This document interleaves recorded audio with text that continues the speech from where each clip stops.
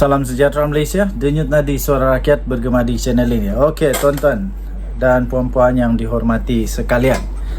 Baru sebentar tadi saya ada baca satu artikel, Faiz Naman, bekas MPT Bersatu, mencadangkan agar semua pejuang-pejuang akar umbi, pejuang-pejuang tulen yang masih tulen, yang masih betul-betul pejuang, yang mau memperjuangkan reformasi negara Malaysia di dalam Bersatu, untuk cepat-cepatlah join PKR, joinlah Pakatan Harapan, setidak-tidaknya join Pakatan Harapan untuk terus memperjuangkan agenda reformasi. Kerana menurut beliau yang saya sisipkan di sini, dia punya artikel itu, ya. Menurut beliau, perjuangan Bersatu sekarang menurut beliau sudah tersasar daripada agenda asal. Menurut beliau lagi, perjuangan Bersatu sudah tersasar dan terikut-ikut dengan perjuangan secara ekstrim yang dilaksanakan oleh rakan di dalam Perikatan Nasional, iaitu PAS. Dan beliau juga kata kekalahan teruk calon PN di Dun Mahkota adalah satu gambaran mesej jelas daripada rakyat Malaysia bahawa rakyat Malaysia sekarang ini sudah bijak menolak semua dakwah, semua permainan politik berdasarkan kaum, politik berdasarkan agama, politik berdasarkan sentimen-sentimen perkauman keagamaan yang merosakkan negara. Tuan-tuan dan puan-puan yang dihormati sekalian, anda setujukah kalau semua yang masih lagi boleh mengatakan diri mereka sebagai pejuang tulen di dalam Perikatan Nasional, di dalam Bersatu, bukan Perikatan Nasional, ya, dalam Bersatu, untuk masuk di dalam Pakatan Harapan, masuk dalam PKR, join PKR atau join Pakatan Harapan at least, anda setujukah? Pada hemat saya tidak setuju. Saya tidak setuju. Pertama, kenapa saya tidak setuju? Negara Malaysia memerlukan semak dan imbang, memerlukan pembangkang yang kuat. Tapi dari segi kuat dia ini ialah mereka boleh membuat semak dan imbang di dalam dasar-dasar yang dibuat oleh kerajaan. Undang-undang dasar-dasar polisi kerajaan tentang ekonomi, tentang pendidikan, kesihatan, pembangunan rakyat dan sebagainya disemak dan diimbangi oleh pembangkang. Bukan pembangkang yang kuat ini, pembangkang yang kuat memainkan sentimen itu, sentimen ini, sentimen agama kah, sentimen politik suku kah, bangsa kah, racism kah, ekstremism kah, apa-apalah. Bukan itu. Tapi semak imbang yang kuat adalah semak imbang yang dapat menjadi watchdog, begitulah istilah dia. Minta maaf ya, itu istilah baik atau tidak saya tidak pasti, tapi itulah istilah dia, yang menjadi semak dan imbang yang baik kepada dasar-dasar dan polisi kerajaan. Kalau tidak betul, kena betulkan oleh pembangkang, ya. Jadi kerana itu, pertama, saya tidak setuju kalau semua masuk PH, PKR, sebab itu nanti akan menyebabkan tidak lagi seimbang, tidak ada lagi suara pembangkang yang kuat. Jadi pada hemat saya, yang kedua ialah saya kurang setuju kerana lebih baik mereka keluar daripada Bersatu dan mungkin boleh buat satu parti baru. Parti baru lagi ke? Kerana saya fikir perjuangan yang ada dalam Bersatu agaknya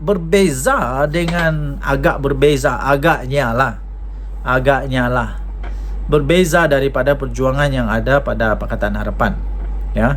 Kecuali mereka boleh menukarkan mindset, mereka boleh mampu untuk tukarkan cara berfikir daripada yang lama kepada yang baru, itu ada harapan. Tapi Saya tidak pikir orang-orang dalam Pakatan Harapan dengan begitu mudah menerima orang-orang daripada Bersatu ini, ya, daripada Bersatu ini. Walaupun bekas MPT-nya sendiri mengatakan bahawa iya memang betul dasar ataupun perjuangan asal sudah tersimpang, tersimpang sehingga terikut-ikut dengan perjuangan yang dimainkan oleh PAS, ya. Tapi apapun, memang saya lihat PAS dan Bersatu semakin lama semakin ke era kehancuran, ke era perpecahan, ke dalam satu yang lama-lama akan pecah juga, lama-lama akan berpisah juga. Kerana nampaknya Bersatu tidak dapat membawa sebarang manfaat yang cukup signifikan kepada PAS. Tidak ada something that very significant that can show the result that this Bersatu have the power, have the so-called to be an asset for Perikatan Nasional yang akan boleh menjamin kemenangan mereka dalam PRU yang akan datang. Malahan saya lihat Bersatu ini boleh menjadi beban liability yang besar untuk PAS. Kerana Bersatu banyak pemimpin dia sekarang yang ada kes mahkamah.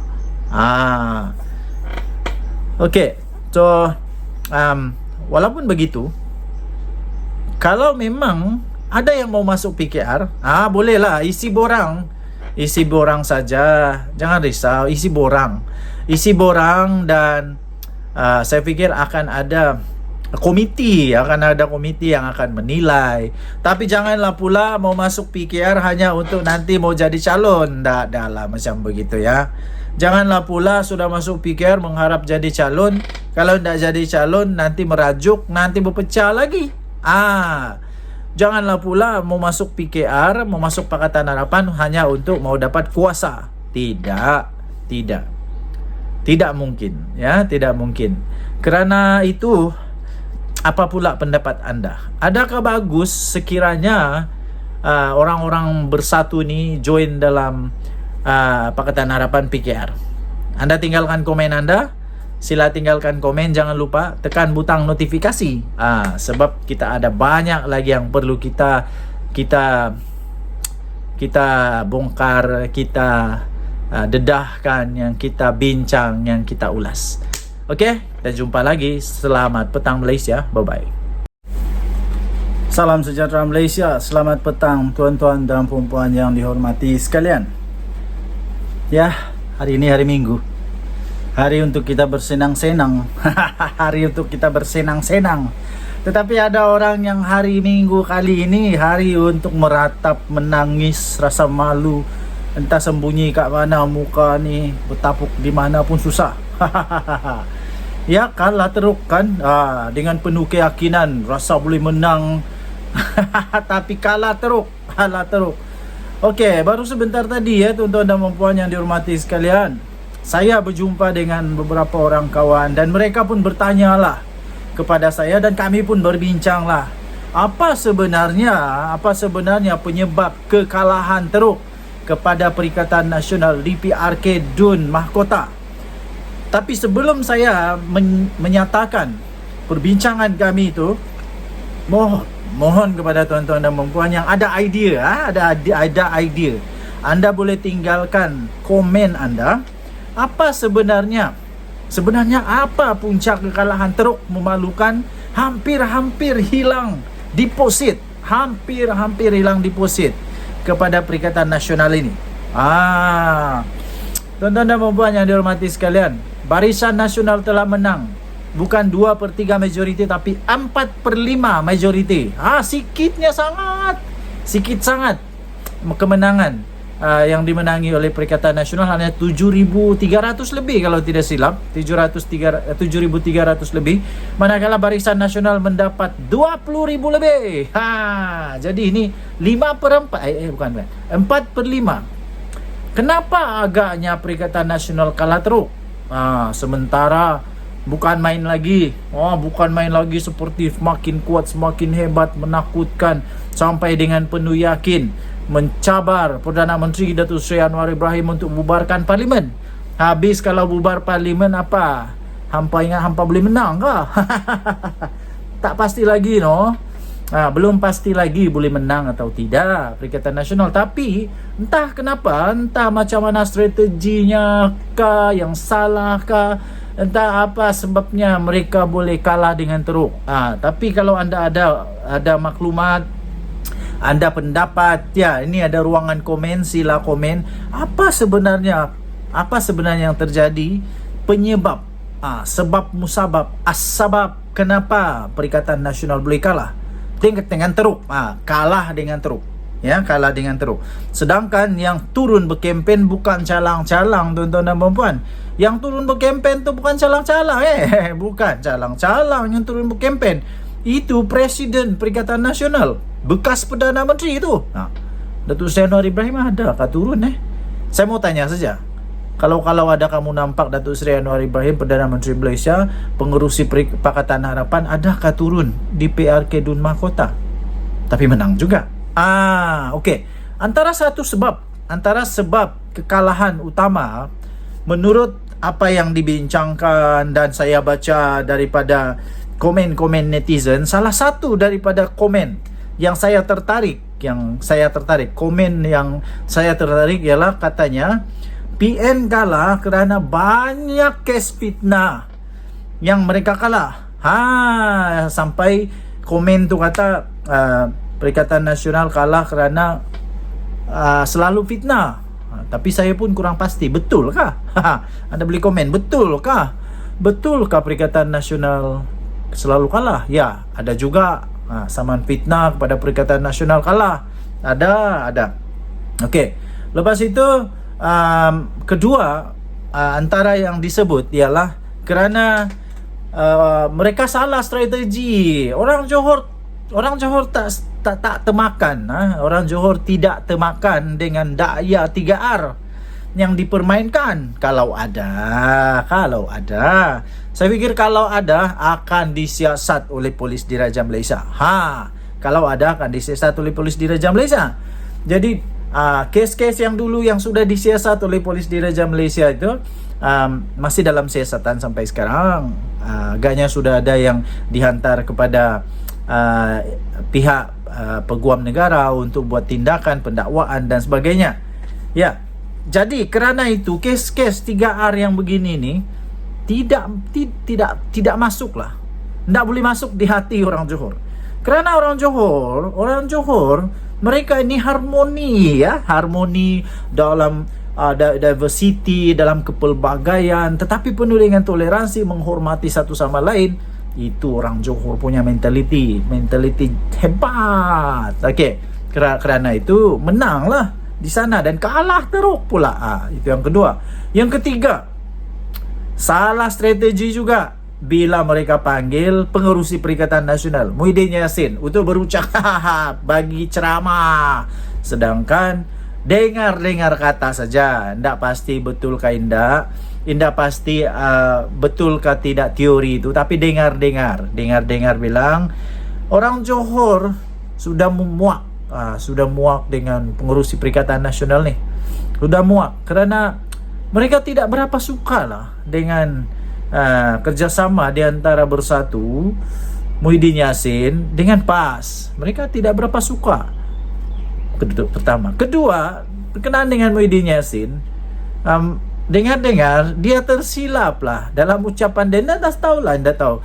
Kita anda tahu dia betul-betul tidak sedar salah dia cakap ataupun dia sengaja untuk mempertahankan diri dia, mempertahankan diri dia, tapi tanpa disangka-sangka itu memakan diri, memakan parti, memakan Perikatan Nasional sendiri. Apabila dia mengesahkan rakaman-rakaman di TikTok memang luar biasa. Dia mengesahkan duit masuk, duit itu memang tak dia makan. Dia kata wallahi, dia bersumpah bahawa 1 sen pun dia tidak ambil. Betulkah juga? Mungkin betul. Saya setuju, mungkin betul. Tapi yang salahnya dia cakap terlanjur saya pikir ialah apabila dia kata duit tu masuk dalam akaun parti. Aduh. Masuk dalam akaun parti. Masalahnya bila masuk dalam akaun parti, persoalan seterusnya ialah adakah itu masih tetap dianggap rasuah? Dianggap rasuah. Kalau itu berlaku, masalah. Satu hari nanti kalau Muhyiddin Yassin jadi Perdana Menteri semula, nanti jadi lagi macam tu juga. Aduh, duit tak masuk di poket para pemimpin. Ya, bolehkah nanti itu jadi case study? Susah peguam-peguam fikir, bingung kepala peguam nak fikir tau. Kalau itu jadi case study yang kata semua orang boleh lakukan, yang penting tidak masuk akaun sendiri, tidak masuk poket sendiri, masuk ke entiti yang ketiga. Masuk ke dalam akaun parti, masuk ke dalam akaun syarikat orang lain, masuk ke dalam akaun saudara mara, anak pinak, menantu dan sebagainya. Nanti itu tidak jadi salah. Susah ya tuan-tuan dan puan-puan. Okey. So, apa pendapat anda pula? Apalagi penyebab-penyebab? Sebab penyebab kalau kata sikit orang turun mengundi, menurut apa yang saya dengar ialah pengundi kali ini yang turun lebih ramai. Lebih ramai nombor dia, jumlah dia, peratusan dia. Tapi Bersatu Perikatan Nasional PAS tetap kalah. Kalah juga. Tinggalkan komen anda. Apa pendapat anda? Denyut Nadi Suara Rakyat. Bergema di channel ini, jangan lupa tekan butang subscribe, like dan share. Kita jumpa lagi. Bye-bye. Salam sejahtera Malaysia. Selamat pagi. Sanusi Maknor letak jawatan ke? Letak jawatan je lah Sanusi. Iyalah kan, setiap kali ada ni apa-apa yang terjadi, mesti suka betul ni, suka betul untuk apa itu mendesak, suka betul untuk mahu menyuruh letak jawatan. Selalulah tu bila terjadi sesuatu, letak jawatan, baguslah letak jawatan. Baru-baru ini suruh bubar parlimen pula. Entah kenapa perlu bubar parlimen, saya pun tidak tahu. Nilai ringgit makin kuat, keadaan ekonomi makin bagus, negara Malaysia semakin dihargai semula. Orang mulai makin menghormati negara Malaysia semula. Tapi disuruh bubar parlimen, entah apa-apa. Saya pun tak faham. Saya pun tidak faham kenapa perlu bubar parlimen. Tiada apa-apa berlaku. Setiap kali ada usul undi tidak percaya ataupun usul belah bagi ke apakah, menang, tak kalah. Lainlah macam Muhyiddin dulu, baru paksa letak jawatan, hilang sokongan. Hilang sokongan. Begitu juga dengan Ismail Sabri Yaakob. Itu lain. Yang ini mana? Jadi sekarang apa kata Sanusi letak jawatan lah. Kenapa Sanusi perlu letak jawatan? Sudah tidak relevan dia jadi ketua ketua strategi perang untuk pilihan raya. Makin teruk nih, makin teruk. Nampaknya kalau keputusan pilihan raya menjadi satu benchmark, satu penanda aras, satu pengukur untuk Sanusi punya prestasi. Nampaknya Sanusi punya prestasi makin teruk, tuan-tuan dan puan-puan, makin teruk sekarang ini. Kenapa saya kata begitu? Tengok je lah pilihan raya yang lalu, mula-mula kalah di tempat PAS pula tu. Kalah di tempat di negeri PAS. Kalah. Kalah teruk. Semalam lagi teruk. Nasib baik dapat dia punya itu deposit. Hampir tak dapat deposit tu. Aduh, kesian. Semangat bukan main lagi. Semangat betul. Muhyiddin Yassin sampai turun pergi buat ceramah. Muhyiddin Yassin turun pergi ceramah tau. Tapi yang datangnya, kalau saya tidak silap, bila saya tengok video tu, entah 15 orang ada. Saya pun dah pastilah. Macam tidak sampai 15 orang. Atau tak apalah, kita bagilah kesian, mungkin 50 orang lah. Tapi itu bekas Perdana Menteri, cik. Bekas Perdana Menteri di negeri dia pula tu sendiri. Bekas Perdana Menteri di negeri dia sendiri. Tapi yang datang berapa orang? Disiap dengan dia buat ceramah. Dia kata dia kena fitnah ni. Lepas tu dia last kata duit tu masuk dalam duit bersatu. Sesen pun saya tak ambil. Wallahi, dia kata.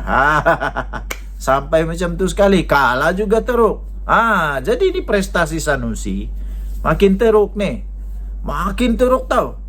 Kalah dengan 20,000 lebih. Majority 20,000 lebih tau. Ini bukan majority 2/3 ni. Ini majority mungkin 5/6. Sikit siput saja dapat kepada Perikatan Nasional. Terlalu sedikit. Ingatku adalah fight sikit. Ini kalau main bola ni, kalau main bola kan, main bola di padang, seolah-olah budak tadika lawan dengan budak sudah dewasa ni. Seolah-olah Sanusi punya pengalaman tadika. Kalau lawan macam lawan pengalaman lah kan. Jadi seolah-olah Sanusi punya pengalaman macam pengalaman budak tadika lawan dengan orang-orang sudah dewasa. Apa hendaknya? Takkan kalah dengan 20,000 lebih majority. Yang pada pilihan raya lalu, berapa majority mereka kalah? Makin teruk, makin turun. Makin turun. Nampaknya segala daya, segala cara, segala kelentong, segala tak kelentong kah, segala macam cara cakap, cara pujuk, cara yakinkan pengundi sudah tidak berkesan lagi ya, sudah tidak berkesan lagi. Semuanya sudah menjadi sia-sia. Sia-sia belaka. Denyut Nadi Suara Rakyat bergema di channel ini. Jangan lupa tinggalkan komen Anda. Apa pendapat Anda? Patutkah Sanusi letak jawatan saja? Tukar sajalah. Sanusi patut letak jawatannya, tukar sajalah. Lagipun memang kalau Sanusi kalah nanti di mahkamah kepada semua tuduhan-tuduhan, dakwaan-dakwaan yang dia sedang hadapi sekarang ini, kalau dia kalah, mau tidak mau dia kena letak jawatan juga. Dia kena letak jawatan juga. Pertama sekali yang dia kena letak jawatan ialah supaya dia letak jawatan. Kerana kalau dia perlu letak jawatan lah. Letak jawatan daripada Menteri Besar Kedah nanti kalau dia kalah. Okey. Okey. So, Denyut Nadi Suara Rakyat bergema di channel ini. Kita jumpa lagi. Bye. Okey, selamat pagi tuan-tuan dan puan-puan yang dihormati sekalian. Tuan-tuan dan puan-puan, saya fikir hari ini adalah hari penamat lah. Saya fikir hari ini adalah hari penamat. Hari penamat, hari terakhir yang sepatutnya berlaku di antara Hadi Awang dan Muhyiddin Yassin. Kenapa saya kata begitu? Saya fikir sudah tiba masanya untuk Hadi Awang mempersoalkan semula apakah ada relevannya lagi Muhyiddin Yassin bersama-sama dengan Hadi Awang. Sepatutnya Hadi Awang mulailah memikirkan relevannya. Masih patutkah dia untuk membantu bersatu? Kenapa saya kata begitu? Ya, sebab semua orang tahu semua orang sedar bahawa bersatu ni sebenarnya bukan aset kepada PAS. tidak mendatangkan kekuatan kepada PAS. Mungkin kepada Perikatan Nasional ya adalah juga manfaatnya. Ada juga manfaat, tapi kepada PAS saya fikir tidak ada manfaatnya bekerja sama dengan Bersatu. Malahan seperti yang selalu dipersoalkan, dipertanyakan, diperkatakan, kata UMNO ni akan menjadi beban kepada PH kerana Zahid Hamidi ada kes mahkamah. Muhyiddin Yassin pun banyak kes mahkamah. Muhyiddin Yassin banyak kes mahkamah. Malahan bukan hanya Muhyiddin Yassin, menantu dia pun banyak kes, ada kes mahkamah. Bukan banyak lah, ada kes mahkamah. Sampai menantu dia paksa lah lari, jadi pelarian di luar negara, jadi pelarian sebab takut kena tangkap. Jadi Muhyiddin Yassin memang jadi bebanan, jadi liability. Mungkin boleh jadi penyebab kekalahan kepada Perikatan Nasional. Jadi apa sebenarnya matlamat PAS? Apa sebenarnya matlamat Hadi Awang terus bekerja sama dengan Muhyiddin Yassin? Sebab bukan aset tetapi jadi liability. Jadi sekarang kalaulah Hadi Awang PAS Bersatu duk kata ini tentang Zahid, cermin diri dulu. Jangan lupa Sanusi pun banyak kes. Sanusi pun banyak kes. Menteri Besar Perlis pun banyak kes. Banyak lagi bekas Setiausaha Agung Bersatu, kalau tidak silap lah, Bendahari Agung kah? Saya lupa sudahlah. Siapa dia itu? Yang kecil-kecil, pendek-pendek segitu. Dia pun ada kes. Jadi semua ada kes. Okey, jadi satu lagi, saya fikir memang patutlah Bersatu dengan PAS ni. Fikirkan semula.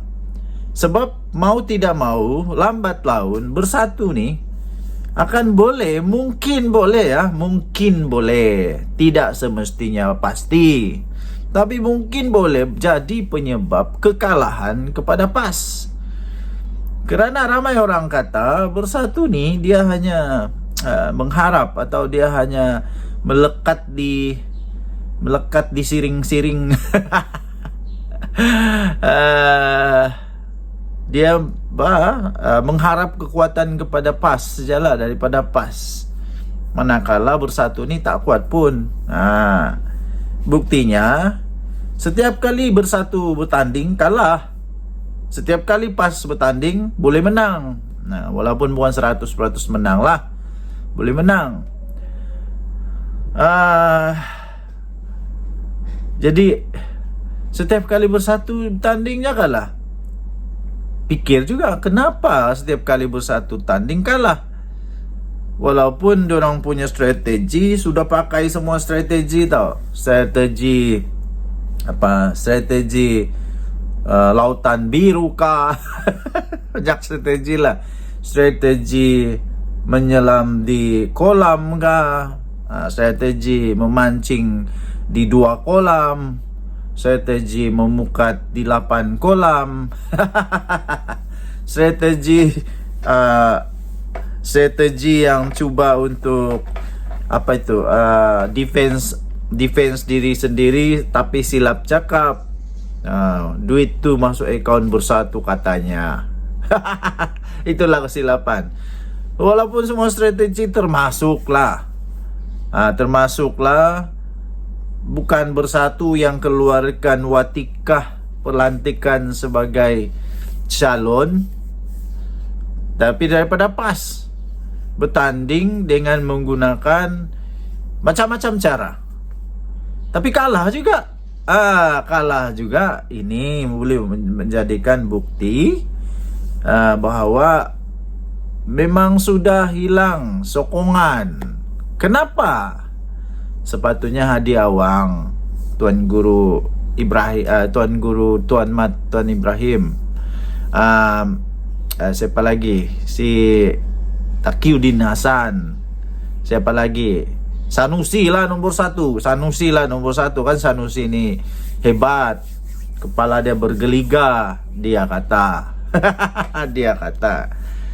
Jadi sepatutnya dia fikirlah, adakah lagi hasil, adakah lagi manfaat untuk PAS terus bersama-sama dengan Bersatu, atau lebih baikkah tinggalkan sajalah Bersatu nih, tak ada manfaat pun, menyusahkan je, buat susah aja, menyusahkan, buat susah, lepas tu bikin pening kepala. Kesian juga. Denyut nadi suara rakyat bergema di channel ini. Jangan lupa tekan butang subscribe, like dan share.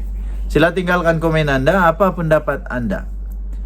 Betulkah Bersatu patut disingkirkan saja, atau kekalkanlah? Kesian juga Bersatu, kesian juga Muhyiddin Yassin. Kan abah kau tuh orang kata kesian.